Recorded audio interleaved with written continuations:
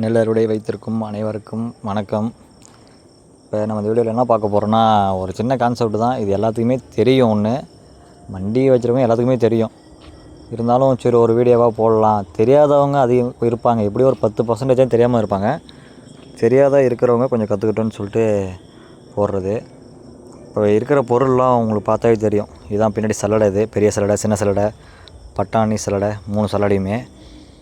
இது எப்படி பார்த்தீங்கன்னா, ஃபீல்டு ஓடும்போது குறைஞ்சது ஒரு வாரத்துக்கு ஒரு டைம் க்ளீன் பண்ணால் பெஸ்ட்டு, ரொம்ப பெஸ்ட்டு, நல்லது.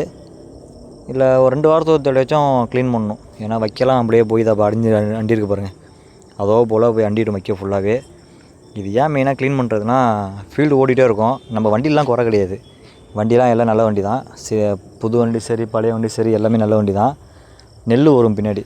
அது என்ன மெயின் காரணம்னா, இந்த சல்லடை க்ளீன் பண்ணாமல் வச்சுருக்கிறது தான் காரணமே. இங்கே சல்லடை க்ளீனாக வச்சுருந்தா நெல் அப்படியே அழகாக மணிமணியாக கீழே விழுந்து சலித்து கீழே இறங்கிடும்.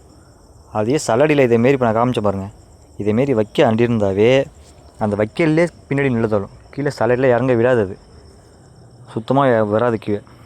அப்படியே எல்லாம் அந்த மேலே அப்படியே அந்த வைக்கலில் பட்டு பட்டு பட்டு பின்னாடி தான் வரும்.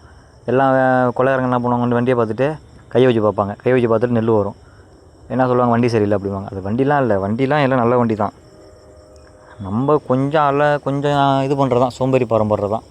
வாரத்துக்கு ஒரு டைம் பிடிக்கி முன்னே ஒரு 6 போல்ட்டு கைட்டு போகிறீங்க. கைட்டு போட்டு அப்படியே க்ளீன் பண்ணிட்டு திருப்பி ஒரு ஊதி விட்டு போட போகிறீங்க. அதை போல் பண்ணால் பெஸ்ட்டாக இருக்கும். மறக்காமல் எல்லாத்தையும் ஷேர் பண்ணுங்கள், சப்ஸ்கிரைப் பண்ணுங்கள்.